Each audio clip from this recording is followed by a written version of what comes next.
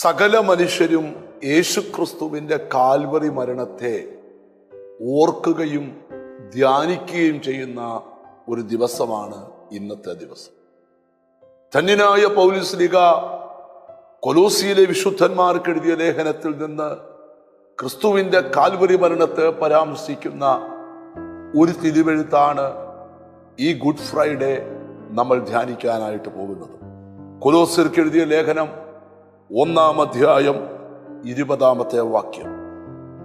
അവൻ ക്രൂശിൽ ചൊരിഞ്ഞ രക്തത്താൽ അവൻ മുഖാന്തരം സമാധാനമുണ്ടായി, ഭൂമിയിലുള്ളതോ സ്വർഗത്തിലുള്ളതോ സകലത്തെയും അവനെ കൊണ്ട് നിരപ്പിപ്പാനും പിതാവിന് പ്രസാദം തോന്നി. യേശു ക്രൂശിൽ ചൊരിഞ്ഞ രക്തം മുഖാന്തരം നമുക്ക് സമാധാനമുണ്ടായി.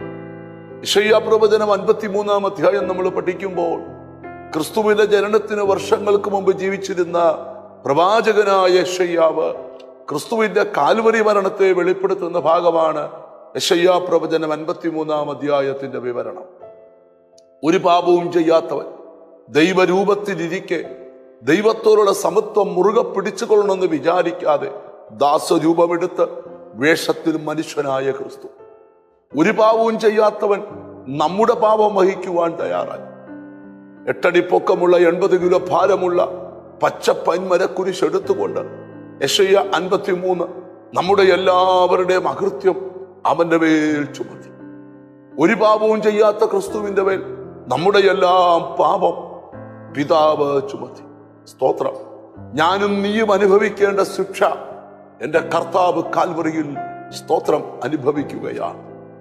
ഓരോ മതന്യായ കോടതികൾ മാറി മാറി യേശുവിനെ വിസ്തരിച്ചു. അവർക്കെല്ലാം പറയാനുള്ള ഒരു വാക്കാണ്, ഇവൻ നീതിമാനാണ്, ഇവൻ കുറ്റക്കാരനല്ല.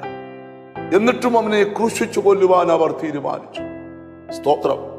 പിലാത്തോസിന്റെ കൽത്തളത്തിൽ വില്ലുപോലെ വളച്ചു കെട്ടി, കുതിരയുടെ തുവലുണങ്ങി ചെറിയ നാരുകളായി കീറി, മുൾക്കൊളുത്തുകളും ഈയക്കെട്ടുകളും വെച്ച് കെട്ടി അവന്റെ പുറത്തേക്ക് അവർ വാരിയടിച്ചു. തിരിച്ചു പിടിക്കുമ്പോൾ പ്രവാചകൻ പ്രവചിച്ചു, മുതുക് ഒഴുകുചാല് പോലെ കീറിപ്പോയി. ഞാനിന്ന് വചനം കേൾക്കുന്ന നിങ്ങളോട് പറയാം, സ്തോത്രം.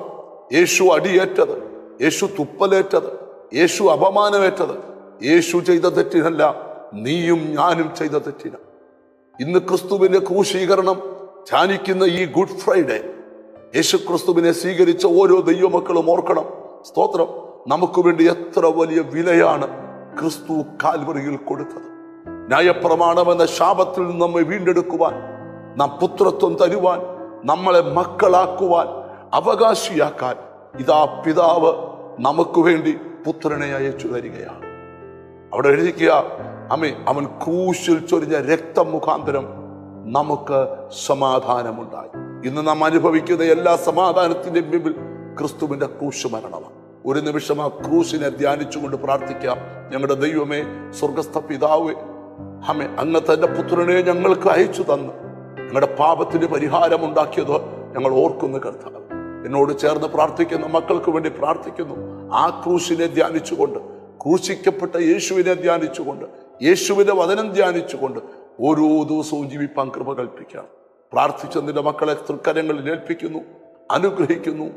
യേശു ക്രിസ്തുവിൻ നാമത്തിൽ തന്നെ ആമേൻ. ആ ക്രൂശിനെ ധ്യാനിക്കാം, ക്രിസ്തുവിനെ ധ്യാനിക്കാം. God bless U.